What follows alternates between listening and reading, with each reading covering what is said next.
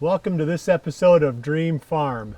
It's been a while since we've produced one of these videos, and if you're new to the channel, you might not realize that we actually produce two series here. We produce the Dream Farm series, which really focuses on land management, deer management, topics related to land ownership. And we produce the bow hunting whitetail series, which really focuses on the deer hunting strategy. We try to keep them separate. Sometimes I cross over just a little bit on these two series, but I want to make sure that people who aren't interested or who don't own land don't get bogged down in some of the content that's related to that topic. So anyway, on today's episode of Dream Farm, I want to talk about my consulting business. And I also want to roll that into a discussion of what I would tell myself if I was consulting on my farm. Dream Farm is brought to you by Whitetail Institute, Research Equals Results, Hunt Stand Pro Whitetail App, Hoyt Archery, Stealth Cam Trail Cameras, Wildlife Farming, and PH Outdoors Food Plot Drills. The consulting business is not a big part of what I do. I go on about 10 or 15 visits a year, and I don't really want it to get any bigger than that. But I do see an opportunity in this.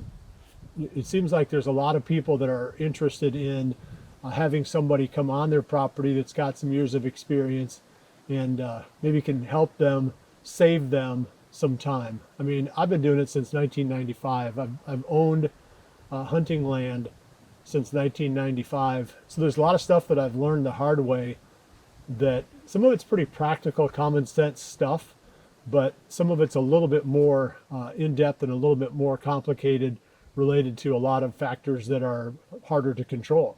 So anyway, my point is people see the need for this service because it can save them years of mistakes. But I can't, like I said, I don't have any interest in growing this business, and so I can't really take on a lot more clients. If you're interested, I've still got some spots for this coming year. But what I've done instead is I've partnered with Whitetail Institute, and they have what's called the Next Level Consulting Service. And Jody Holbrooks heads that up. He's their lead biologist in charge of the consulting service. And I'm going to support them in their efforts, especially in the Midwest. That's my strength, is understanding the herd dynamics, the human dynamics, hunting strategies, tree stand locations, the types of terrain and cover that we face, the challenges that we have related to weather, rut timing, all that stuff. Really, I'm stronger in the Midwest than I am in a lot of other parts of the country. So I can help them here as they expand their service into this area. I can join them on some of their visits, but in a lot of other cases, I can just help them with their plans, as they draw their plans up to help the landowners. So that's kind of where you'll find my service now going forward, is through the Whitetail Institute Next Level Consulting Service. And I'll put a link to that in the description section of the video here, and you can check that out if you're interested in either having myself show up on your property, or one of the experts from the Whitetail Institute. So now let's get down to what I would do, or what I would tell myself if Bill Winke called me up and said, "Hey, I need you to come to my farm and tell me what I need to do differently or what I need to do better." This is what I would do. This is how I would approach it. Every situation is so unique. Every farm, every property is different. Every neighborhood is different.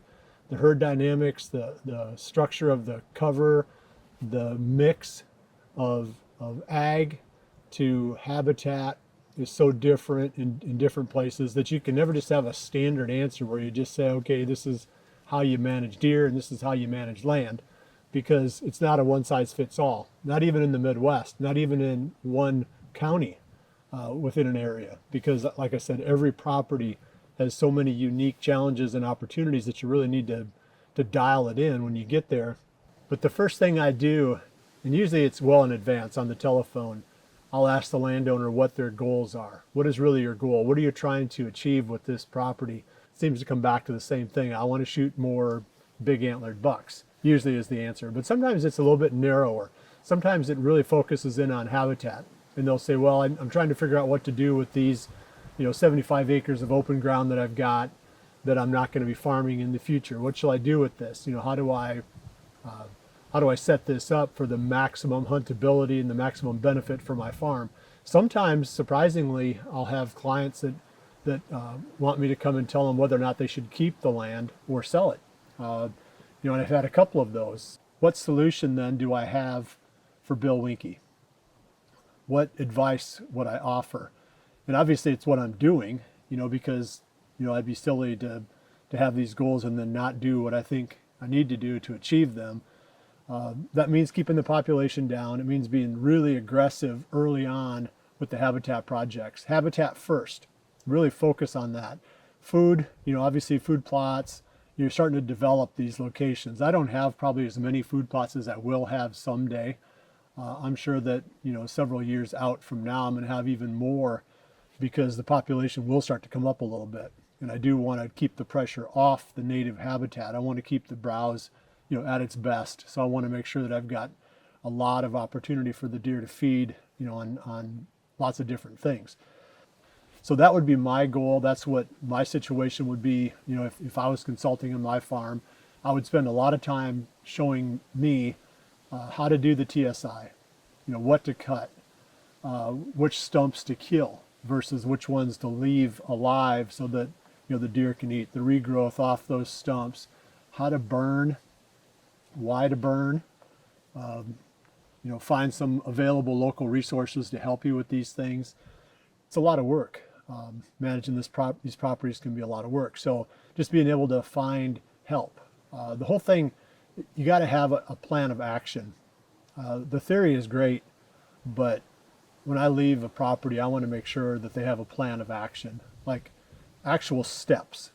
You're going to do this, then you're going to do this, and then just come up with a list of items that they need to check off. If you're interested, contact the Whitetail Institute Next Level Consulting Service. And like I said, I'll have a link for that in the description, and I'll have a phone number there where you can even call Jody directly and start working with those guys, which indirectly or directly you could be working with me that way too.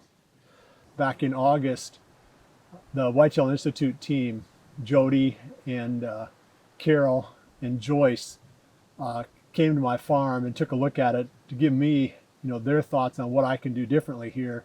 And it was eye-opening. There was some stuff that I learned that as we went through the place that I thought was pretty good information, and I'm glad they came. But it was a good chance for me to meet them and talk about what I do, when I'm on site, and then get a better idea of what they do so that I can help them to, not only promote, but to execute their consulting service. So we filmed that. So that's going to be in an episode here sometime in the next few weeks. The actual visit of the Whitetail Institute consultants, the next level consultants on my farm. And that was a lot of fun. So I'm going to leave it right there. I appreciate you joining me. And I'll see you right back here again soon for the next episode of Dream Farm. And remember to always dream big.